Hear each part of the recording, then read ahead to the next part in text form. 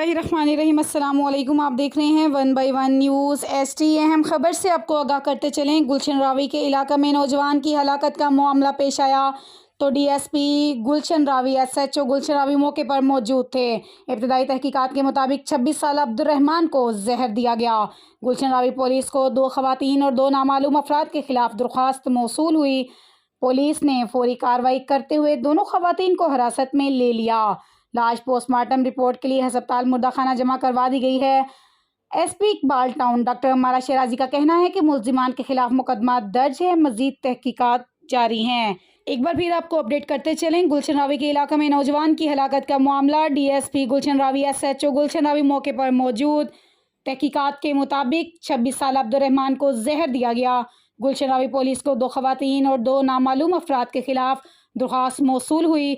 मुल्जिमान के खिलाफ मुकदमा दर्ज, मजीद तहकीकात जारी हैं।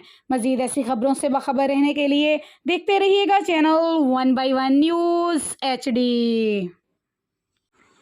यूट्यूब पर हमारे चैनल को लाइक करें, शेयर करें और सब्सक्राइब करें और घंटी का निशान दबाना ना भूलिएगा ताकि आने वाली हर नई वीडियो आपको मौसूल हो सके।